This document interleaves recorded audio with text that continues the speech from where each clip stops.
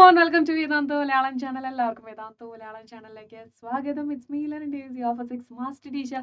അപ്പോൾ എടാ മക്കളെ, ആറ്റമാണ് നമ്മുടെ പുതിയ ചാപ്റ്റർ. അപ്പം ഈ ഒരു പുതിയ ചാപ്റ്റർ ഒരുപാട് എന്താ പറയുക, പ്രീവിയസ് ചാപ്റ്റേഴ്സ് പഠിച്ചില്ലെങ്കിൽ ഇത് മനസ്സിലാകുക എന്നുള്ള ഒരു കോംപ്ലിക്കേഷനും ഇല്ലാത്തൊരു ചാപ്റ്ററാണ്.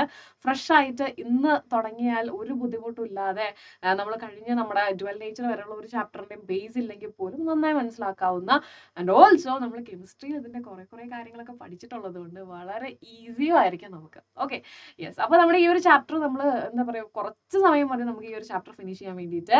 ആൻഡ് അതുപോലെ തന്നെ എനിക്ക് നിങ്ങളുടെ അടുത്ത് പറയാനുള്ളത് വളരെ വളരെ ഇമ്പോർട്ടൻ്റ് ആയിട്ടുള്ള ഒരു കാര്യം എന്ന് പറഞ്ഞിട്ടുണ്ടെങ്കിൽ അറ്റ്ലീസ്റ്റ് ഒരു 2-3 ടൈംസ് ഇപ്പം തന്നെ ഒരു റിവിഷൻ തീർക്കാം കേട്ടോ. കാരണം നമ്മുടെ ഈ നമ്മുടെ സെക്കൻഡ് വോളിയത്തിലുള്ള ചാപ്റ്റേഴ്സ് നിങ്ങൾ നോക്കി കഴിഞ്ഞിട്ടുണ്ടെങ്കിൽ നമ്മുടെ റേ ഒപ്റ്റിക്സും വേവ് ഒപ്റ്റിക്സും മാറ്റി നിർത്തി കഴിഞ്ഞാൽ എല്ലാം കുട്ടി ചാപ്റ്റേഴ്സാണ്. അപ്പോൾ അതൊക്കെ അന്നേരം തന്നെ പഠിക്കുകയാണെങ്കിൽ അത്രയും നല്ലതാണ്. സോ യെസ്, അപ്പോൾ നമുക്ക് പതുക്കെ ഒന്ന് തുടങ്ങാം.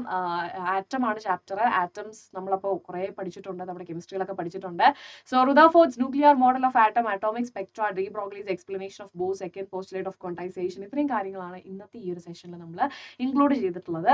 NCERT-യിൽ നമുക്ക് സിലബസിലുള്ള എല്ലാ കാര്യങ്ങളും നമ്മൾ ഇതിൽ കവർ ചെയ്തിട്ടുണ്ടായിരിക്കും. സോ അതുകൊണ്ട് നിങ്ങൾ ഒട്ടും വറി ചെയ്യേണ്ടതില്ല.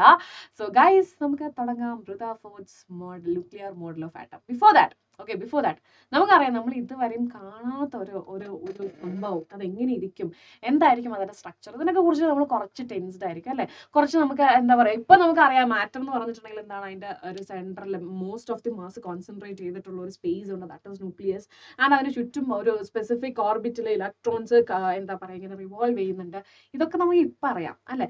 പക്ഷേ കുറെ കാലം മുമ്പ് ഇത് എങ്ങനെയാണ്, ഇതിന്റെ സ്ട്രക്ചർ എങ്ങനെ എന്നറിയാതിരുന്ന കാലത്ത് നമുക്ക് അസംഷൻസ് ആണ്. മേ ബി ഇങ്ങനെയായിരിക്കും, അല്ലെങ്കിൽ ചിലപ്പോൾ ഇങ്ങനെയായിരിക്കും, ചിലപ്പം ഇതായിരിക്കാം ഇതിന്റെ സ്ട്രക്ചർ. ഇങ്ങനെ കുറെ എന്താ പറയുക, നമുക്ക് ഇങ്ങനെ കുറെ അസംഷൻസ് ആയിരിക്കും ഈ ഒരു പറയുന്ന ആറ്റത്തിന്റെ സ്ട്രക്ചറിനെ കുറിച്ചിട്ടുണ്ടാവുക. സോ ആ സമയത്ത് ആറ്റം എന്ന് പറഞ്ഞിട്ടുണ്ടെങ്കിൽ എങ്ങനെയായിരിക്കും, ഇതിൽ ഇലക്ട്രോൺസ് ഉണ്ട്, ന്യൂട്രോൺസ് ഉണ്ട്, ഇതെല്ലാം ലേറ്റർ ആണ് കണ്ടുപിടിക്കുന്നത്. എന്താ പറയുക, ഇപ്പം ഈ ന്യൂട്രോൺസ് ആണെങ്കിലും സംഭവങ്ങളൊക്കെ ഇതിലുണ്ട്, പക്ഷെ ഇതെന്താണ് എന്നുള്ളത് അറിയാതിരുന്ന കുറേ സമയമുണ്ട്. സോ ജസ്റ്റ് എക്സാക്ട്ലി എന്താണ് ആറ്റം എന്ന് പറഞ്ഞിട്ടുണ്ടെങ്കിൽ ഏതൊരു മാറ്ററിന്റെയും ഏറ്റവും ബേസ് ആയിട്ടുള്ള ഒരു യൂണിറ്റ് ആണെന്ന് പറയുന്നത് ആറ്റം എന്ന് പറയുന്നത്. ആൻഡ് ആ ആറ്റത്തിൽ എന്തുണ്ട്, യെസ്, ഒരു സ്പേസ് ഉണ്ട്, ന്യൂക്ലിയസ് എന്ന് പറയുന്ന സ്പേസ് ഉണ്ട്. അവിടെയാണ് ഏറ്റവും കൂടുതൽ മാസ് കോൺസെൻട്രേറ്റ് ചെയ്തിട്ടുള്ളത്. ആൻഡ് അതിന് ചുറ്റും എന്ത് ചെയ്യുന്നുണ്ട്, ഒരു സ്പെസിഫിക് പാത്തിൽ ഇലക്ട്രോൺസ് റിവോൾവ് ചെയ്യുന്നുണ്ട്. And the first model atom എങ്ങനെയായിരിക്കും എന്നുള്ളതിനെ കുറിച്ചിട്ടുള്ള ഒരു ചെറിയൊരു ധാരണ, അല്ലെങ്കിൽ ആ ഒരു ഫസ്റ്റ് മോഡൽ പ്രപ്പോസ് ചെയ്യുന്നത് ആരാണ്, J.J. Thomson in 1898. Okay, 1898 J.J. Thomson ആണ് ഫസ്റ്റ് ഇങ്ങനെ ഒരു സംഭവം ഇൻട്രൊഡ്യൂസ് ചെയ്യുന്നത്. ക്ലിയർ ആയല്ലോ. So this is simply atom എന്ന് പറയുന്നത് ആറ്റത്തിന്റെ ഫസ്റ്റ് മോഡലായിട്ടുള്ള J.J. തോംസന്റെ മോഡലിനെ കുറിച്ചിട്ടാണ്. നമ്മൾ കുറച്ച് കാര്യങ്ങൾ കേട്ടോ, വളരെ വളരെ വളരെ ചുരുങ്ങിയ കാര്യങ്ങൾ മാത്രമേ പറയുന്നുള്ളൂ. അപ്പോൾ തോംസൺസ് ആറ്റോമിക് മോഡൽ എന്ന് പറഞ്ഞിട്ടുണ്ടെങ്കിൽ അദ്ദേഹം പറയുന്നത് ഈ ആറ്റം എന്ന് പറഞ്ഞിട്ടുണ്ടെങ്കിൽ വളരെ ചെറിയൊരു സംഭവമാണ്. അതിന്റെ ഒരു റേഡിയസ് എന്നൊക്കെ പറഞ്ഞിട്ടുണ്ടെങ്കിൽ അറൌണ്ട് 10⁻⁻10 മീറ്റർ. നമുക്ക് 5 മീറ്റർ 6 മീറ്റർ ഒന്നുമല്ല, വളരെ ചെറിയ ഒരു സൈസ് ഉള്ള ഒരു സംഭവമാണ്. അതിന്റെ റേഡിയസ് എന്ന് പറയുന്നത് ഏകദേശം 10⁻⁻10 മീറ്റർ ആണ് അതിന്റെ റേഡിയസ് എന്ന് പറയുന്നത്. ആൻഡ് ഈ ആറ്റത്തിന് പോസിറ്റീവ് ചാർജ് ആണ് എന്നാണ് അദ്ദേഹം പറയുന്നത്. Okay, yes. അപ്പം atom to be a tiny sphere of radius 10⁻⁻10 metre containing the positive charge. Okay, അതിൽ നിന്നിട്ട് ഒരു പോസിറ്റീവ് ചാർജ് ഉണ്ട്. ഓക്കെ അല്ലേ, ആറ്റത്തിൽ ഒരു പോസിറ്റീവ് ചാർജ് ഉണ്ട്, സൈസ് 10⁻⁻10 റേഡിയസ് വരുന്ന രീതിയിലാണ്. ആൻഡ് എന്താണ്, ഈ ആറ്റം ന്യൂട്രൽ ആണ്. ഓക്കെ, ഒരു പോസിറ്റീവ് ചാർജ് ഉണ്ട്, പക്ഷെ അത് ന്യൂട്രൽ ആണ്. സോ ദാറ്റ് മീൻസ് അവിടെ എത്രത്തോളം പോസിറ്റീവ് ചാർജ് ഉണ്ടോ അതിനെല്ലാം കളയുന്ന, അല്ലെങ്കിൽ അതിനെല്ലാം ഈക്വലന്റ് ആയിട്ടുള്ള എന്ത് വേണം, ഒരു നെഗറ്റീവ് ചാർജ്ഡ് പാർട്ടിക്കിൾസ് വേണം അല്ലെ. So it contains equal number of negative charge. Okay, ആറ്റത്തിന് എന്തുണ്ട്, ഒരു പോസിറ്റീവ് ചാർജ് ഉണ്ട് അല്ലെ. ആറ്റത്തിന്റെ ഉള്ളിൽ എന്തുണ്ട്, ഒരു പോസിറ്റീവ് ചാർജ് ഉണ്ട്. ആ പോസിറ്റീവ് ചാർജിന് അത്രയും എമൗണ്ട് ഓഫ് പോസിറ്റീവ് ചാർജ് തന്നെ അത്രയും എമൗണ്ട് ഓഫ് നെഗറ്റീവ് ചാർജസും അവിടെ ഉണ്ട്. ആ നെഗറ്റീവ് ചാർജസ് എന്ത് ഫോമിലായിരിക്കുന്നത്, ഇലക്ട്രോൺസിന്റെ ഫോമിലാണ് ഇരിക്കുന്നത്, which are embedded randomly in the sphere like seeds in watermelon. Okay, അതുകൊണ്ടാണ് ഇതിനെ പ്ലം പുട്ടിംഗ് മോഡൽ എന്നും ഈ ഒരു മോഡലിനെ പറയാറുണ്ട്. അതായത് സിമ്പിൾ ആയിട്ട് ഞാനിപ്പോൾ ഇവിടെ കാണിച്ചു തരാം. കണ്ടോ, ഇതായത് ഈ ഒരു ആറ്റം എന്ന് പറയുന്നത് സ്ഫെറിക്കൽ ഷേപ്പാണ്. അതിന്റെ റേഡിയസ് എന്ന് പറയുന്നത് 10⁻⁻10 മീറ്റർ ആണ്. ആൻഡ് അവിടെ എന്തുണ്ട്, ഇലക്ട്രോൺസും പോസിറ്റീവ് ചാർജസ് ഒക്കെ ഇങ്ങനെ റാൻഡംലി നമ്മൾ ഈ വാട്ടർമെലനില് സീഡ്സ് കാണത്തില്ലേ, അതേപോലത്തെ ഇങ്ങനെയായിരിക്കും ഇതിന്റെ ഈ ഒരു ചാർജസ് എല്ലാം ഡിസ്ട്രിബ്യൂട്ടഡ് ആയിരിക്കുന്നത്. ഇങ്ങനെയാണ് പറയപ്പെടുന്നത്. ഓക്കെ അല്ലേ. സോ ഇതാണ് തോംസൺ പ്രപ്പോസ് ചെയ്ത ആറ്റം മോഡൽ എന്ന് പറയുന്നത്. ക്ലിയർ അല്ലേ. So it was happened in 1898 കേട്ടോ. Okay, yes. ഇനി അടുത്തത്, അപ്പോൾ അതിനുശേഷം അദ്ദേഹത്തിന്റെ ശിഷ്യനായിട്ടുള്ള വേറൊരു സയന്റിസ്റ്റ് എന്ത് ചെയ്യുവാണ്, അടുത്തൊരു സ്റ്റഡി നടത്തുവാണ്. ഈ ഒരു ആറ്റോമിക് സ്ട്രക്ചർ എങ്ങനെയായിരിക്കും എന്നുള്ളതിനെ കുറിച്ചൊരു സ്റ്റഡി നടത്തുവാണ്. ആ സ്റ്റഡിക്ക് മുമ്പ് നമുക്ക് എന്ത് ചെയ്യണം, ആൽഫ ബീറ്റ ഗാമ റേസ് എന്താണെന്നുള്ളത് അറിയണം. എന്താണ് ആൽഫ? ഓക്കെ, മേജർ ആയിട്ട് നമുക്ക് ആൽഫ മാത്രം മതി കേട്ടോ. Alpha rays are the positively charged particles. Alpha particles is highly active and energetic helium atom that contains 2 neutrons and protons. അതായത് ആൽഫ പാർട്ടിക്കിൾ എന്ന് പറഞ്ഞിട്ടുണ്ടെങ്കിൽ എന്താണ്, ഹൈലി ആക്റ്റീവ് ആണ്, എനർജറ്റിക് ആണ്, ആൻഡ് ഇതൊരു ഹീലിയം ആറ്റത്തിന് ഇക്വാലന്റ് ആണെന്ന് പറയും. കാരണം നമ്മുടെ ഈ ആൽഫ പാർട്ടിക്കിൾ ഉള്ളത് 2 ന്യൂട്രോൺസും 1 പ്രോട്ടോൺ ആണ് ഉള്ളത്. ഓക്കെ അല്ലേ, 2 ന്യൂട്രോൺസും പ്രോട്ടോൺസ് ആണ് ഉള്ളത്. സോ ഡെഫിനറ്റ്ലി എന്താണ്, യെസ് ഹീലിയം അതേപോലെ തന്നെയാണ് 2 ന്യൂട്രോൺസ് ആൻഡ് പ്രോട്ടോൺസ് ആണ്. ഓക്കെ അല്ലേ, 2 ന്യൂട്രോണും 2 പ്രോട്ടോണും ആണ്. സോ ഡെഫിനറ്റ്ലി ഹീലിയം ആറ്റത്തിന്റെ അതേപോലെ തന്നെയുള്ള ഒരാളാണ് ആൽഫ പാർട്ടിക്കിൾ നമുക്ക് പറയും. സോ ആൽഫ പാർട്ടിക്കിൾ നമ്മൾ എങ്ങനെ റെപ്രസെന്റ് ചെയ്യും, ഒരു ഹീലിയം ആയിട്ട്, ഒരു ഹീലിയം ആറ്റമായിട്ട് നമ്മൾ റെപ്രസെന്റ് ചെയ്യും. ക്ലിയർ? ആൻഡ് ബീറ്റ ഉണ്ട്, അതേപോലെ തന്നെ ആരുണ്ട്, ഗാമ റേസ് ഉണ്ട്. അപ്പം ബീറ്റ എന്ന് പറഞ്ഞിട്ടുണ്ടെങ്കിൽ എക്സ്ട്രീംലി എനർജറ്റിക് ഇലക്ട്രോൺസ് ആണ്, they are bear negligible mass and carry negative charge. And gamma എന്ന് പറഞ്ഞിട്ടുണ്ടെങ്കിൽ അതെന്താണ്, പാർട്ടിക്കിൾ അല്ല, റേഡിയേഷൻ ആണ്. The wave arises from the high frequency and of the electromagnetic spectrum that was no mass, they hold highest power penetration. Okay അല്ലടാ? So yes, അപ്പൊ നമ്മൾ റുദർഫോർഡിന്റെ ആറ്റത്തിന്റെ structure കണ്ടുപിടിക്കാനുള്ള ഒരു എക്സ്പെരിമെന്റിലോട്ടാണ് വരുന്നത്. സോ ഈ ഒരു എക്സ്പെരിമെന്റ് നിങ്ങൾക്ക് ഇമ്പോർട്ടന്റ് ആണ്, നിങ്ങളുടെ അടുത്ത് ചോദിക്കാൻ ചാൻസ് ഉണ്ട് കേട്ടോ. എന്താണ് ഈ ഒരു എക്സ്പെരിമെന്റ് റിലേറ്റഡ് ആയിട്ടുള്ള കുറച്ച് കാര്യങ്ങൾ, ഇതിന്റെ ഫൈൻഡിങ്സും കൺക്ലൂഷൻസ് ഒക്കെ നമുക്ക് ആവശ്യമായിട്ടുണ്ട്.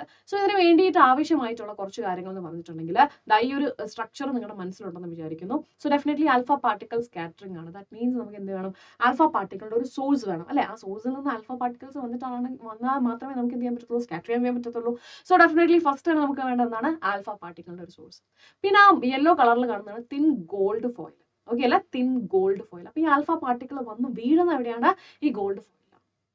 ദെൻ അതിന് ചുറ്റും നിങ്ങൾ ആ ഒരു റിങ് പോലൊരു സാധനം കാണുന്നുണ്ടല്ലോ, ദാറ്റ് ഈസ് നത്തിങ് ബട്ട് എന്താണ്, ഡിറ്റക്ടർ ആണ്. ഓക്കെ അല്ലെ, ഡിറ്റക്ടർ ആണ്, സർക്കുലർ ഫ്ലൂറസെന്റ് സ്ക്രീൻ ആണ്.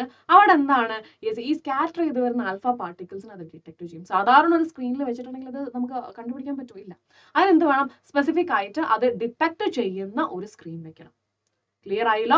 സോ അതിന് വേണ്ടിയിട്ടുള്ള കുറച്ച് കാര്യങ്ങൾ, അതായത് ഈ ഒരു എക്സ്പെരിമെന്റ് നമ്മൾ ഡീറ്റെയിൽ ആയിട്ട് പറയാൻ പോവാണ്. സോ എന്താണ് ഈ എക്സ്പെരിമെന്റിൽ പറയുന്നത്, നമ്മുടെ ആ ബ്ലൂ കളർ കണ്ടല്ലോ, ആ ബ്ലൂ കളറിൽ നിന്നാണ് നമ്മുടെ ആൽഫ പാർട്ടിക്കിൾസ്, അല്ലെങ്കിൽ ആ ഒരു സോഴ്സിൽ നിന്നാണ് ആൽഫ പാർട്ടിക്കിൾസ് വരുന്നത്. അപ്പം ഈ ആൽഫ പാർട്ടിക്കിൾസ് ഈ വരുന്നത് കോൺസെൻട്രേറ്റ് ചെയ്യാൻ വേണ്ടിയിട്ട് നമ്മൾ എന്ത് ചെയ്തോളൂ, ഒരു ലെഡ് സ്ക്രീൻ വെച്ചിട്ടുണ്ട്. ലെഡ് എന്ന് പറഞ്ഞാൽ ലെഡിന്റെ പ്രത്യേകത എന്താ, ആൽഫ പാർട്ടിക്കിൾസിനെ കടത്തിവിടില്ല. ഓക്കെ അല്ലേ, ആൽഫ പാർട്ടിക്കിളിനെ കടത്തിവിടില്ല. അപ്പൊ നമ്മൾ എന്ത് ചെയ്തു, ലെഡിൽ ഒരു ചെറിയ ഹോൾ ഇട്ടു. ഓക്കെ അല്ലേ, അപ്പൊ എന്തേ ചെയ്യത്തുള്ളൂ, ഈ സോഴ്സിൽ നിന്ന് വരുന്ന ആൽഫ പാർട്ടിക്കിൾസ് എല്ലാം ഈ ലെഡിന്റെ ഹോളിലൂടെ മാത്രമേ പോകത്തുള്ളൂ. കാരണം എന്താണ്, ബാക്കി സർഫസ് ഇല്ല അല്ലെ, ബാക്കി ഭാഗത്തേക്കും ലെഡ് ആൽഫ പാർട്ടിക്കിളിനെ കടത്തിവിടത്തേ ഇല്ല. അപ്പം ആ ഹോളിലൂടെ മാത്രം, അതായത് ആ ബീമിന് ആൽഫ പാർട്ടിക്കിൾ വരുന്ന, അല്ലെങ്കിൽ ആൽഫ പാർട്ടിക്കിൾസിന്റെ ആ ബീമിനെ നമുക്ക് കോൺസെൻട്രേറ്റ് ചെയ്തിട്ട് ഒരു പോയിന്റിലോട്ട് എത്തിക്കാനായിട്ട് പറ്റും. അതിന് വേണ്ടിയിട്ടാണ് ലെഡ് സ്ക്രീൻ യൂസ് ചെയ്യുന്നത് കേട്ടോ. സോ ആൽഫ പാർട്ടിക്കിളിന്റെ സോഴ്സ് നമ്മൾ പറഞ്ഞു, ലെഡ് സ്ക്രീൻ പറഞ്ഞു. ഇനി എന്താണ്, yes this will collimate beam എന്ത് അലൗഡ് ടു ഫോൾ ഓൺ ഈ തിൻ ഗോൾഡ് ഫോയിലോട്ട് ഒരൊറ്റ സിംഗിൾ ബീം ആയിട്ട് അല്ലെങ്കിൽ കോൺസെൻട്രേറ്റ് ചെയ്ത് കൊണ്ടുവരാനായിട്ട് നമുക്ക് പറ്റും. ഓക്കെ അല്ലേ? ഇനി ഇത് വന്ന് ഗോൾഡ് ഫോയിലില് വന്ന് പതിക്കുമ്പം alpha particles are scattered through different angles. Okay അല്ലേ, ഈ ഗോൾഡ് ഫോയിൽ നമ്മൾ ഈ ലെഡ് സ്ക്രീനിലെ ഒരു ഹോളിലൂടെ കടത്തിവിട്ട ഈ ഒരു ബീം ഗോൾഡ് ഫോയിൽ എത്തി കഴിയുമ്പോൾ ആൽഫ പാർട്ടിക്കിൾസ് എന്ത് ചെയ്യുവാണ്, സ്കാറ്റർ ചെയ്ത് പോവാണ്. ഓക്കെ അല്ലേ? ഇനി അടുത്ത എന്താ പറയുന്നത്, a zinc sulphide screen is placed out the other side of the gold foil. ഈ ഗോൾഡ് ഫോയിലിന്റെ അപ്പുറത്ത് എന്താ വെച്ചിട്ടുള്ളത്, സിങ്ക് സൾഫൈഡ് ആണ്. സിങ്ക് സൾഫൈഡ് എന്ന് പറഞ്ഞിട്ടുണ്ടെങ്കിൽ എന്താണ്, ഇത് ഡിറ്റക്ട് ചെയ്യാൻ വേണ്ടിയിട്ട് നമ്മൾ യൂസ് ചെയ്യുന്ന ഡിറ്റക്ടർ ആണ് സിങ്ക് സൾഫൈഡ് സ്ക്രീൻ എന്ന് പറയുന്നത്. Okay അല്ലേ, this screen is movable so as to receive the alpha particles scattered from the gold foil at an angle varying from 0 to 180 degree. 0 to 180 ഡിഗ്രിയിൽ ഇതിനെ മൂവ് ചെയ്യിക്കാനായിട്ട് പറ്റും. So ഏത് ആംഗിളിൽ ഈ ആൽഫ പാർട്ടിക്കിൾസ് വന്നു കഴിഞ്ഞു കഴിഞ്ഞാലും ഈ സിങ്ക് സൾഫൈഡ് സ്ക്രീൻ എന്ത് ചെയ്യും, അത് ഡിറ്റക്ട് ചെയ്യും. ഡിറ്റക്ട് ചെയ്യുന്ന എന്തിനാണ്, ഈ ആൽഫ പാർട്ടിക്കിൾ എവിടെയൊക്കെ വന്നു, എത്ര ആംഗിളിലാണ് അത് സ്കാറ്റർ ചെയ്തത്, എത്ര ആംഗിൾ ഡീവിയേഷൻ ഉണ്ടായി, എത്ര അത് ഡയറക്റ്റ് നേരെ വന്നിട്ടുണ്ട്, വിത്തൗട്ട് ഡീവിയേഷൻ വന്നിട്ടുണ്ട്, ഇതൊക്കെ അറിയാൻ വേണ്ടിയിട്ടാണ് എന്ത് യൂസ് ചെയ്യുന്നത്, ഈ സിങ്ക് സൾഫൈഡ് മൂവബിൾ ആയിട്ടുള്ള സിങ്ക് സൾഫൈഡ് സ്ക്രീൻ നമ്മൾ യൂസ് ചെയ്യുന്നത്. When an alpha particle strikes the screen, it produces a flash of light. Okay, അപ്പം ഈ ആൽഫ പാർട്ടിക്കിൾ വന്നിട്ട് ഈ സിങ്ക് സൾഫൈഡിൽ അല്ലെങ്കിൽ ഈ ഒരു സ്ക്രീനിൽ വന്നിട്ടുണ്ടെങ്കിൽ അവിടെ നമുക്കൊരു ചെറിയൊരു മിന്നൽ കാണാം. ഓക്കെ, ഒരു ഫ്ലാഷ് കാണാനായിട്ട് പറ്റും. ഓക്കെ, ഇങ്ങനെ കുറെ തിളക്കങ്ങൾ കാണാനായിട്ട് പറ്റും. എത്ര ആൽഫ പാർട്ടിക്കിൾസ് അവിടെ നിന്നും സ്കാറ്റർ ചെയ്തിട്ടുണ്ടോ അത്രത്തോളം നമുക്ക് എന്ത് ചെയ്യാൻ പറ്റും, ഇങ്ങനെ ഫ്ലാഷസ് കാണാനായിട്ട് പറ്റും. ക്ലിയർ അല്ലേ?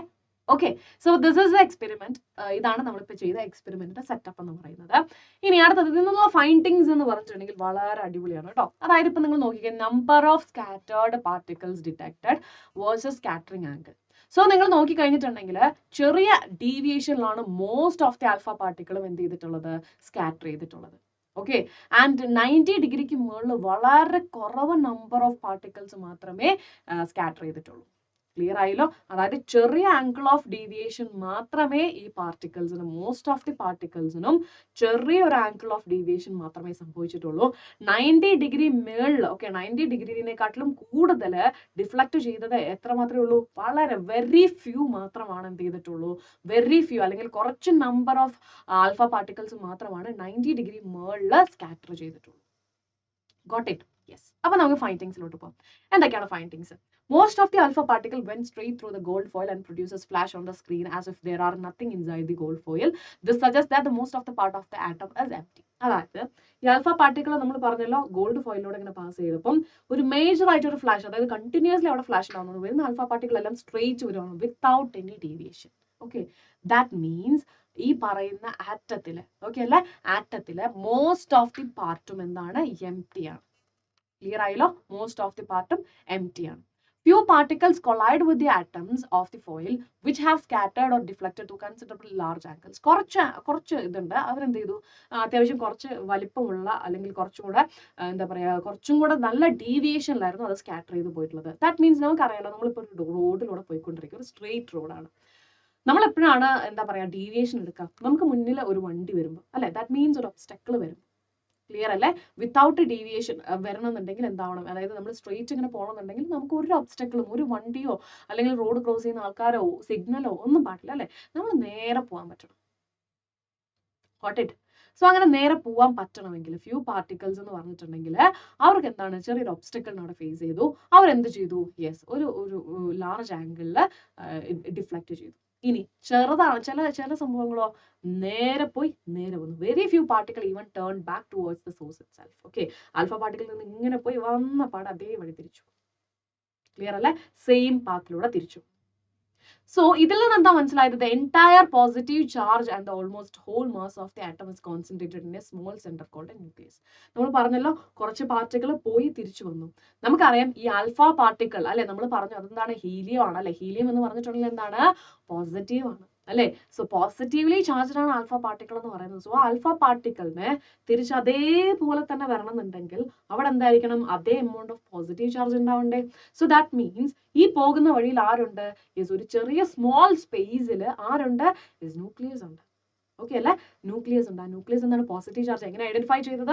ആൽഫ പാർട്ടിക്കിൾ പോസിറ്റീവ് ആണ്. ആ പോസിറ്റീവ് പാർട്ടിക്കിൾ പോയി കഴിഞ്ഞപ്പം അതേ പാത്തിലൂടെ തന്നെ തിരിച്ചു വരണമെങ്കിൽ, ഓക്കെ, അതേ പാത്തിലൂടെ തന്നെ തിരിച്ചു വരണമെങ്കിൽ തീർച്ചയായിട്ടും അവിടെ ആരുണ്ടായിരിക്കും? ഒരു പോസിറ്റീവ് ചാർജ് ഉണ്ടായിരിക്കും. ആ സ്മോൾ പോസിറ്റീവ് ചാർജ് ഇരിക്കുന്ന ആ ഒരു സ്പേസിന് നമ്മൾ പറയുന്ന പേരാണ് ന്യൂക്ലിയസ്. ആൻഡ് ആ ആറ്റത്തിന്റെ മോസ്റ്റ് ഓഫ് ദി മാസും കോൺസെൻട്രേറ്റ് ചെയ്തിരിക്കുന്നത് എവിടെയാണ്? ന്യൂക്ലിയസിലാണ്.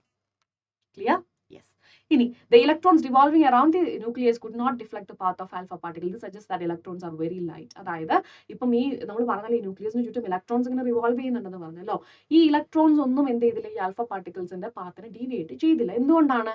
യെസ്, കാരണം ഈ ഇലക്ട്രോൺസ് എന്ന് പറയുന്നത് വളരെ ചെറുതാണ്. എന്താണ്? വളരെ ചെറുതാണ് when compared with the alpha particles. Clear ആയല്ലോ? സോ വളരെ ചെറിയ എമൗണ്ട് ഓഫ് എന്താ പറയാ പാർട്ടിക്കിൾസ് ആണ് തിരിച്ചു പോയി വന്ന പോലെ തന്നെ തിരിച്ചു പോകുന്നത്. അതെന്തുകൊണ്ടാണ്? അവിടെ ഒരു പോസിറ്റീവ് ചാർജ് വെക്കുന്നതാണ്. ഇലക്ട്രോൺസ് എന്ന് പറയുന്നത് ഇതിന് ചുറ്റും റിവോൾവ് ചെയ്യുന്ന ഇലക്ട്രോൺസിന് എന്ത് ചെയ്യുന്നില്ല? ആൽഫ പാർട്ടിക്കിൾസിനെ ഡീവിയേറ്റ് ചെയ്യാനായിട്ട് പറ്റിയില്ല. ദാറ്റ് ഷോസ് ഇലക്ട്രോൺസ് എന്ന് പറയുന്നത് ആൽഫ പാർട്ടിക്കിളിന്റെ സൈസിനെ വെച്ച് കമ്പയർ ചെയ്യുമ്പോൾ വളരെ വളരെ വളരെ ചെറുതാണ്. ക്ലിയർ അല്ലേ? അപ്പം എന്തൊക്കെയാണ് conclusions? Most of the space ആർക്കാണ്? ന്യൂക്ലിയസിനാണ്. ഓക്കെ അല്ലേ? അത് പോസിറ്റീവ് ചാർജ് ആണ്. ഓക്കെ അല്ലെ? ആൻഡ് ആറ്റത്തിന്റെ ഏറ്റവും കൂടുതൽ ഇരിക്കുന്ന സ്ഥലം എന്താണ്? എംപ്റ്റി ആണ് അല്ലെ. എംപ്റ്റി ആണ്. അതുകൊണ്ടാണ് എല്ലാ പാർട്ടിക്കിൾസും എന്ത് ചെയ്തത്? മോസ്റ്റ് ഓഫ് ദി പാർട്ടിക്കിൾസ് അല്ലെ, മോസ്റ്റ് ഓഫ് ദി ആൽഫ പാർട്ടിക്കിൾസും വിത്തൗട്ട് ഡീവിയേഷൻ ആണ് അവിടെ ഒരു ഫ്ലാഷ് കാണിച്ചത്. ദാറ്റ് ഷോസ് ഒരു ആറ്റത്തിന്റെ മൊത്തം സ്പേസ് എടുത്തിട്ടുണ്ടെങ്കിൽ അതിൽ മെജോറിറ്റിയും എന്താണ്? എംപ്റ്റി സ്പേസ് ആണ്. ആൻഡ് പിന്നെ ഉള്ളതാണ് അവിടെ ഒരു ന്യൂക്ലിയസ് എന്ന് പറയുന്നത്. അത് പോസിറ്റീവ് ചാർജ് ആണ്. അതുകൊണ്ടാണ് പാർട്ടിക്കിൾസ് തിരിച്ചു വന്നത്. ആൻഡ് ഇലക്ട്രോൺസ് എന്ത് ചെയ്തില്ല? വലിയ ഇൻഫ്ലുവൻസ് ഒന്നുമില്ല. ബിക്കോസ് അതിന്റെ സൈസ് എന്ന് പറയുന്നത് വളരെ വളരെ വളരെ ചെറുതാണ്. ക്ലിയർ? സോ ഇതുവരെയും സബ്സ്ക്രൈബ് ചെയ്തിട്ടില്ല, ചാനൽ ഇതുവരെയും ലൈക്ക് ചെയ്തിട്ടില്ല, അതേപോലെ തന്നെ എന്താ പറയുക ഷെയർ ചെയ്തിട്ടില്ലെങ്കിൽ പെട്ടെന്ന് തന്നെ ഷെയർ ചെയ്യാനും ലൈക്ക് ചെയ്യാനും സബ്സ്ക്രൈബ് ചെയ്യാനും ആരും മറക്കരുത് കേട്ടോ. യെസ്. അപ്പം ഇനി അടുത്താണ് ഡിസ്റ്റൻസ് ഓഫ് ക്ലോസസ്റ്റ് അപ്രോച്ച് എന്ന് പറയുന്നത്. അതായത് സിമ്പിൾ ആണ്. ഇപ്പൊ നമ്മൾ പറഞ്ഞല്ലോ നമ്മുടെ ഗോൾഡ് ഫോയിൽ, ഓക്കെ അല്ല, ഗോൾഡ് ഫോയിൽ ഉണ്ട്, അതേപോലെ തന്നെ ന്യൂക്ലിയസ് ഉണ്ട്. ക്ലിയർ? അപ്പം ഈ ന്യൂക്ലിയസിന്റെ ചാർജ് എന്താ? ന്യൂക്ലിയസിന്റെ ചാർജ് എന്താ നമുക്ക് പറയാൻ പറ്റുക? ZE അല്ലെ. ZE ആണ് ന്യൂക്ലിയസിന്റെ ചാർജ്. ഇനി ആൽഫ പാർട്ടിക്കിളിന്റെ ഏതോ 2E ആണ്. അല്ലെ? സോ ഈ ZE ഉള്ള ന്യൂക്ലിയസിന്റെ ഈ ഒരു ചാർജിന്റെ അടുത്തേക്ക് ആര് വരുവാണ്? ആൽഫ പാർട്ടിക്കിൾ ഇതാ ഇങ്ങനെ വരുവാണ്. ആൽഫ പാർട്ടിക്കിൾ ഇങ്ങനെ വരുവാണ്. പക്ഷെ ഒരു പെർട്ടിക്കുലർ പോയിന്റ് എത്തുമ്പോൾ, അതായത് ഇതൊരു V വെലോസിറ്റിയിലാണ് ഈ ആൽഫ പാർട്ടിക്കിളിനെ നമ്മൾ വിടുന്നത്. സോ ഈ V വെലോസിറ്റിയിൽ വരുന്ന ഈ ആൽഫ പാർട്ടിക്കിളിന് ഒരു പോയിന്റ് എത്തി കഴിയുമ്പം ഈ ഒരു ബോർഡർ കടക്കാൻ പറ്റുന്നില്ല. എന്തുകൊണ്ടാണ്? യെസ്, ഇവിടെ ഒന്ന് സഫീഷ്യന്റ് ആയിട്ടുള്ള എന്തുണ്ട്? പൊട്ടൻഷ്യൽ എനർജി കൊടുക്കുന്നുണ്ട്. ഇലക്ട്രോസ്റ്റാറ്റിക് പൊട്ടൻഷ്യൽ എനർജി ആര് കൊടുക്കുന്നുണ്ട്? ഈ ന്യൂക്ലിയസ് കൊടുക്കുന്നുണ്ട്. ക്ലിയർ ആയല്ലോ? സോ V വെലോസിറ്റിയിൽ അല്ലെങ്കിൽ ഹാഫ് mv² വെലോസിറ്റിയിൽ കൈനറ്റിക് എനർജിയിൽ വരുന്ന ഈ ഒരു ആൽഫ പാർട്ടിക്കിളിന് ഈ പറയുന്ന ന്യൂക്ലിയസ് ഒരു പോയിന്റിൽ വെച്ച് ബ്ലോക്ക് ചെയ്യണം. അതായത് ഈ ഒരു ഡിസ്റ്റൻസിന് അപ്പുറത്തേക്ക് ന്യൂക്ലിയസിന്റെ അടുത്തേക്ക് അപ്രോച്ച് ചെയ്യാനായിട്ട് പറ്റത്തില്ല. ഓക്കെ അല്ലേ? So this minimum distance between this two is known as distance of closest approach. Okay, ഒന്നുമില്ല, നമ്മുടെ ന്യൂക്ലിയസ് ഇത് നമ്മുടെ ആൽഫ പാർട്ടിക്കിൾ V വെലോസിറ്റിയിൽ, അതായത് ഹാഫ് mv² കൈനറ്റിക് എനർജിയിൽ വരുന്ന സമയത്ത് ഇവിടെ നിന്ന് അങ്ങ് പോകാൻ പറ്റുന്നില്ല. എന്തുകൊണ്ടാ? Electrostatic potential energy that is provided by this nucleus. Clear? കാരണം എന്താണ്? ഇത് രണ്ടും പോസിറ്റീവാ. അപ്പം അവിടെ എന്താ സംഭവിക്കുള്ളൂ? റിപ്പൽഷൻ മാത്രമേ സംഭവിക്കുള്ളൂ. അല്ലെ? ഇവർ രണ്ടും പോസിറ്റീവ് ആണെന്നുണ്ടെങ്കിൽ അവിടെ റിപ്പൽഷൻ മാത്രമേ സംഭവിക്കുള്ളൂ. സോ ആ റിപ്പൽഷൻ എന്തുകൊണ്ടാണ്? പോസിറ്റീവ് ചാർജ് ആയതുകൊണ്ട്. ഓക്കെ, അപ്പം ഇവിടുത്തെ കൈനറ്റിക് എനർജി എന്ന് പറയുന്നത് എന്തിന് ഈക്വൽ ആണ്? പൊട്ടൻഷ്യൽ എനർജിക്ക് ഈക്വൽ ആ. സോ അങ്ങനെയാണെങ്കിൽ kinetic energy will be equal to half mv² which is equal to potential energy എന്ന് പറഞ്ഞിട്ടുണ്ടെങ്കിൽ എന്താണ്? 1/4πε0 Q1 എന്ന് പറഞ്ഞിട്ടുണ്ടെങ്കിൽ ഇവിടെ 2e, അതുപോലെ തന്നെ ZE ഡിവൈഡഡ് ബൈ ഇവിടുത്തെ ഡിസ്റ്റൻസ്. ഓക്കെ, അത് മിനിമം ഡിസ്റ്റൻസ് ആയിരിക്കും. സോ അല്ലെ, കാരണം ആ മിനിമം ഡിസ്റ്റൻസ് ഡിയിലാണ് ഇവര് എന്താ പറയാ ബ്ലോക്ക് ചെയ്തിട്ടുള്ളത് അല്ലെ? So that D. അങ്ങനെയാണെന്നുണ്ടെങ്കിൽ ഞാൻ ഇവിടെ എഴുതുവാണ്, എനിക്ക് D ആണ് വേണ്ടത്. So D will be equal to 1/4πε0 2ZE. So Z 2ZE² divided by half mv². അല്ലേ? So this is the closest approach കേട്ടോ. അതിന് അതായത് ഈ പറയുന്ന ആൽഫ പാർട്ടിക്കിളിന് വരാകുന്ന പരമാവധി വാല്യൂ, പരമാവധി ഡിസ്റ്റൻസ് ആണ് എന്തെന്ന് പറയുന്നത്? ഈ പറയുന്ന ക്ലോസസ്റ്റ് ഡിസ്റ്റൻസ് എന്ന് പറയുന്നത്. ക്ലിയർ ആണല്ലോ? സോ ദിസ് ഇസ് സിംപ്ലി നമ്മുടെ ഡിസ്റ്റൻസ്, നമ്മുടെ ഡിസ്റ്റൻസ് ഓഫ് ക്ലോസസ്റ്റ് അപ്രോച്ച് എന്ന് പറയുന്നത് കോൺസെപ്റ്റ് മനസ്സിലായി എന്ന് വിചാരിക്കുന്നു കേട്ടോ. ഇനി ഇതേപോലെ തന്നെ നമുക്ക് വേറൊരു സാധനം കൂടെ ഉണ്ട്, ഇമ്പാക്ട് പാരാമീറ്റർ കേട്ടോ. ഇമ്പാക്ട് പാരാമീറ്റർ എന്താണ്? ഇമ്പാക്ട് പാരാമീറ്റർ എന്ന് പറഞ്ഞാൽ ഒന്നുമില്ല. അതായത് ഇവിടെ നമ്മുടെ ന്യൂക്ലിയസ് ഇരിക്കുന്നു അല്ലെ? ZE. ഓക്കെ അല്ലെ? ന്യൂക്ലിയസ് ഇരിക്കുന്നു. ആൽഫ പാർട്ടിക്കിൾ ഇങ്ങനെ വരുവാണ്. ഓക്കെ അല്ല? ആൽഫ പാർട്ടിക്കിൾ ഇങ്ങനെ വന്ന് ഡീവിയേറ്റ് ചെയ്ത് പോയെന്ന് വിചാരിക്കും. ക്ലിയർ? സോ അങ്ങനെയാണെന്നുണ്ടെങ്കിൽ ഇപ്പം ഇതാണ് ഈ ഒരു perpendicular distance between this two ഉണ്ടല്ലോ. This is nothing but impact parameter. Okay, ഇനി ഒരു ഹെഡ് ഓൺ കൊളീഷൻ ആണെന്നുണ്ടെങ്കിലോ ന്യൂക്ലിയസിന്റെ അതേ ഇതിലായിരിക്കും V വെലോസിറ്റിയിൽ ആര് വരുന്നത്? യെസ്, നമ്മുടെ പാർട്ടിക്കിൾ വരുന്നത്, ആൽഫ പാർട്ടിക്കിൾ വരുന്നത്. So this will B impact parameter will be 0. Clear ആയെന്ന് വിചാരിക്കുന്നു. എന്താണ് ഇമ്പാക്ട് പാരാമീറ്റർ എന്ന് പറഞ്ഞിട്ടുണ്ടെങ്കിൽ യെസ്, ന്യൂക്ലിയസിന്റെ സെന്ററും അതേപോലെ തന്നെ ഈ ആൽഫ പാർട്ടിക്കിൾ വരുന്ന initial velocity vector V. Okay, so initially അവൻ വരുന്നത് എങ്ങനെയാണ്? So this is the initial വെലോസിറ്റിയുടെ ഡയറക്ഷൻ വരുന്നത്. സോ ഈ ഡയറക്ഷനും അല്ലെങ്കിൽ ആ വെലോസിറ്റി ഡയറക്ഷനും അതേപോലെ തന്നെ നമ്മുടെ സെന്റർ ഓഫ് ദിസ് ന്യൂക്ലിയസും തമ്മിൽ ഉണ്ടാക്കുന്ന പെർപെൻഡിക്കുലർ ഡിസ്റ്റൻസ് ആണെന്ന് പറയുന്നത് impact parameter. For a head on collision it will be 0. ഇതൊക്കെ 1 മാർക്കിന് ചോദിക്കുന്ന ചോദ്യങ്ങളാണ് കേട്ടോ. Next one, drawbacks of Rutherford's model. So എന്താണ് റുദർഫോർഡ് മോഡലിന്റെ ഡ്രോബാക്സ്? സോ ഇതിനെ സംബന്ധിച്ചിടത്തോളം ഫസ്റ്റ് ഓഫ് ഓൾ ഈ ആറ്റത്തിന്റെ സ്റ്റെബിലിറ്റിനെ കുറിച്ചൊന്നും പറയാൻ പറ്റില്ല. And it is says nothing about the electronic structure of atoms and dual character of, അതായത് നമ്മൾ പറഞ്ഞിരുന്നത് പാർട്ടിക്കിൾ ആണെന്നുണ്ടെങ്കിൽ അതിന് എന്തുണ്ട്? വേവ് നേച്ചർ ഉണ്ട് അല്ലെ? വേവ് ആണെന്നുണ്ടെങ്കിൽ പാർട്ടിക്കിൾ നേച്ചർ ഉണ്ട്. So dual character of electromagnetic radiation could not be explained. And experimental results regarding atomic spectral emission lines could not be explained. അതാണ് ഇനി നമ്മൾ ഡീറ്റെയിൽ ആയിട്ട് പറയാൻ പോകുന്നത്. ഈ അറ്റോമിക് സ്പെക്ട്രൽ എമിഷൻ ലൈൻസിനെ കുറിച്ചിട്ടോ ഒന്നിനെ കുറിച്ചിട്ടും എന്ത് ചെയ്യാൻ പറ്റില്ല? റുദർഫോർഡ്സ് മോഡലിന് സംസാരിക്കാനായിട്ട് പറ്റില്ല. So these are the drawbacks കേട്ടോ. അപ്പോൾ ഇനി അടുത്താണ് അറ്റോമിക് സ്പെക്ട്ര എന്ന് പറയുന്നത്. അറ്റോമിക് സ്പെക്ട്ര എന്ന് പറയുകയാണെന്നുണ്ടെങ്കിൽ സിമ്പിൾ ആണ്. നമ്മൾ കുറച്ച് ഗ്യാസ് മോളിക്യൂൾസ് എടുത്തു, എന്നിട്ട് ഇവന്മാർ എന്ത് ചെയ്തു? ഹീറ്റ് ചെയ്തു. ഓക്കെ, ഹീറ്റ് ചെയ്ത് കഴിഞ്ഞപ്പം ഒരു പെർട്ടിക്കുലർ ഹീറ്റ് എത്തി കഴിഞ്ഞപ്പം ഇവന്മാർ എന്തോ ഒരു സാധനം റേഡിയേറ്റ് ചെയ്യാൻ തുടങ്ങി. ഓക്കെ അല്ലെ? അതായത് ഒരു സ്പെസിഫിക് സർട്ടൻ വേവ് ലെങ്ത് ഉള്ള റേഡിയേഷൻസ് ഇവന്മാർ എമിറ്റ് ചെയ്യാൻ തുടങ്ങി. ക്ലിയർ അല്ലേ? സോ ഇത് ചെയ്യുന്ന ഒരു ഡാർക്ക് റൂമിലാണെന്ന് വിചാരിക്കും. ഓക്കെ, ഒരു ഡാർക്ക് റൂമിലാണ് നമ്മൾ കുറച്ച് ഗ്യാസ് മോളിക്യൂൾസിനെ ഹീറ്റ് ചെയ്യുന്നത്. ആ ഹീറ്റ് ചെയ്യുന്നതിന്റെ ഭാഗമായിട്ട് അവിടെ എന്തുണ്ടാകുന്നുണ്ട്? ഈ സർട്ടൻ വേവ് ലെങ്ത്തിലുള്ള റേഡിയേഷൻസ് എമിറ്റ് ആയി. This is nothing but emission spectrum. Okay, this is nothing but emission spectrum. അപ്പം ഇത് ഒരു ഡാർക്ക് റൂമിലായതുകൊണ്ട് തന്നെ ചില ബ്രൈറ്റ് ലൈൻസ് നമ്മൾ കാണും. ഓക്കെ, ചില ബ്രൈറ്റ് ലൈൻസ് നമ്മൾ കാണും. So we can say that this is emission spectrum. ഇനി ഇതേപോലെ തന്നെ ഈ ഗ്യാസ് മോളിക്യൂൾസിൽ നമ്മളൊരു വിസിബിൾ ലൈറ്റ് കടത്തി വിട്ടു. വിസിബിൾ ലൈറ്റ് എന്ന് പറഞ്ഞാൽ എന്താണ്? വിബ്ജിയോർ അല്ലെ, 7 കളേഴ്സിന്റെ കോമ്പിനേഷൻ ആണ്. സോ ഇത് കടത്തി വിടുമ്പം ഓക്കെ, ഈ വൈറ്റ് ലൈറ്റ് എന്ന് പറഞ്ഞാൽ എന്താണ്? ബ്രൈറ്റ് ആണ്. സോ ഇവിടെ നമ്മളിപ്പോ ആദ്യം വയലറ്റിനെ കണ്ട പിന്നെ നമ്മൾ കാണുന്നത് യെല്ലോ, അതായത് കുറെ മിസ്സിംഗ് ആണ് വരുന്നത്. Got it? സോ ഇത്രയും കാര്യങ്ങളാണ് നമ്മുടെ എന്താ പറയുക, this is simply atomic Spectra. Clear ആയല്ലോ? സോ ഈ atomic സ്പെക്ട്രയില് the spectrum of electromagnetic radiation emitted or absorbed by an electron during transition between different energy levels. അതായത് ഒരു എനർജി ലെവലിൽ നിന്നും വേറൊരു എനർജി ലെവലിലോട്ട് പോകുമ്പോൾ അതിന് എനർജി ഗെയിൻ ചെയ്യുകയോ അല്ലെങ്കിൽ അത് റിലീസ് ചെയ്യുകയോ ചെയ്യും. ഓക്കെ അല്ലെ? എനർജി ലെവൽസ് മാറുമ്പോൾ ഇവിടെ നിങ്ങോട്ട് പോകുമ്പോൾ എനർജി ഗെയിൻ ചെയ്യുന്നു, ഇവിടെ നിങ്ങോട്ട് വരുമ്പോൾ എനർജി റിലീസ് ചെയ്യുന്നു. സോ ഈ എനർജിയുടെ ഗെയിനിങ്ങും റിലീസിങ്ങും നടക്കുന്ന സമയത്ത് ഓക്കെ ഇവന്മാർ എന്ത് ചെയ്യുന്നുണ്ട്?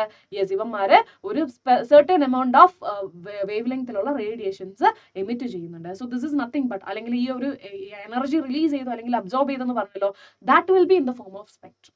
ഓക്കെ അല്ലെ? That will be this energy releasing അല്ലെങ്കിൽ ഗെയിനിങ് എന്തായിരിക്കും? It will be in the form of spectrum. That is nothing but atomic spectrum.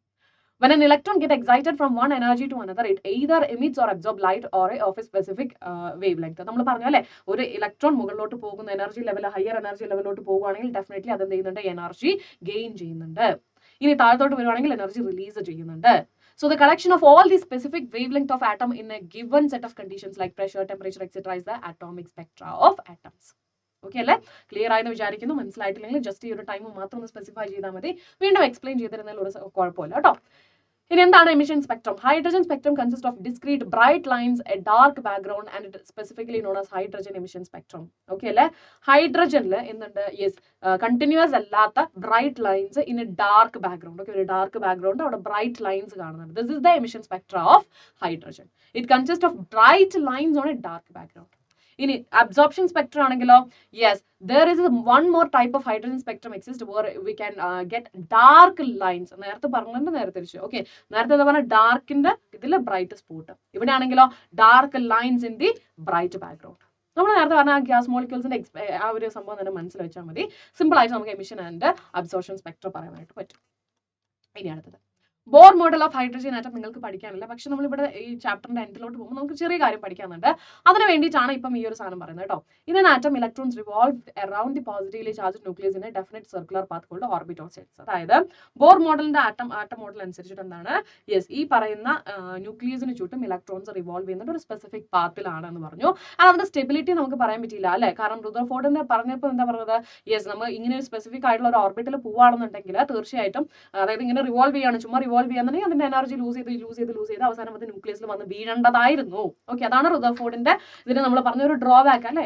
ഇതിന്റെ പാത്തിനെ കുറിച്ചിട്ട് അല്ലെങ്കിൽ ആ ഓർബിറ്റിന്റെ ഷേപ്പിനെ കുറിച്ചിട്ടൊന്നും പറയാൻ പറ്റിയില്ലെന്ന് പറഞ്ഞു. So each orbit or shell has a fixed energy and the circular orbits are known as orbital shells. അതായത് Bohr model എങ്ങനെയാ പറഞ്ഞത്? ബോർ എങ്ങനെയാ പറഞ്ഞത്? റുദർഫോർഡ് പറഞ്ഞത് ശരിയാണ്, അതായത് ഇലക്ട്രോൺ ഇങ്ങനെ റിവോൾവ് ചെയ്യുന്നുണ്ട്, പക്ഷെ അതിന്റെ സ്റ്റെബിലിറ്റിനെ കുറിച്ചൊന്നും പറയാൻ പറ്റില്ല. പക്ഷെ ഇവിടെ പറയാണ് ഓരോ ഓർബിറ്റിനും എന്തുണ്ട്? ഒരു ഫിക്സഡ് എനർജി ഉണ്ട്.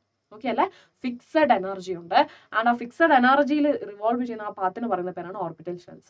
ആൻഡ് ഒരു electron revolve around the nucleus only in those orbit for which the angular momentum in some integral multiple of, അതായത് ഇങ്ങനെ ഇതിങ്ങനെ കറങ്ങുമ്പോൾ അതിനൊരു ആംഗുലർ മൊമെന്റം ഉണ്ടാവുമല്ലോ, ദാറ്റ് ഇസ് MVR എന്ന് പറയുന്നത് എന്തായിരിക്കും? Integral multiple of h/2π. Okay, ഇതാണ് നമുക്ക് ആവശ്യം കേട്ടോ.